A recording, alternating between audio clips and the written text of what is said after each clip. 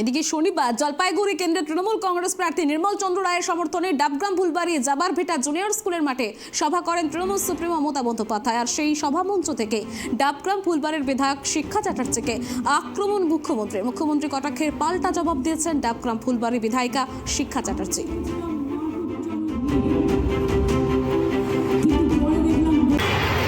গৌতম যখন লাস্ট দাঁড়ায় 2021-এ আমি এসেছিলাম, আমি দেখেছিলাম মাঠ উচ্চারণ ভিড়, কিন্তু পরে দেখলাম গৌতম হেরে গেল।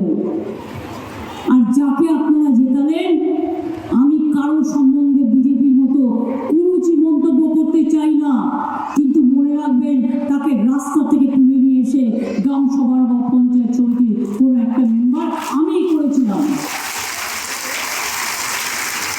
আর আজ কত ফুটান্তি, ডাবগ্রামের কথা মনে হবে না, কি করেছে জিজ্ঞেস করুন।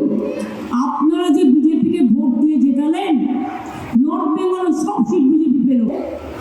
একটা কিছু করেছে, যদি কিছু করে দিয়ে থাকে আমার কোনো আপত্তি নেই। আমরা করেছি, আমরা বলি আমরা করেছি।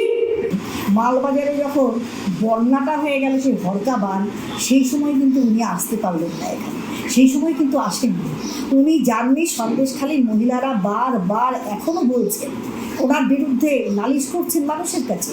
জানেন, এতবার আমরা মুখ্যমন্ত্রীকে ডেকেছি, উনি কিন্তু আসেননি।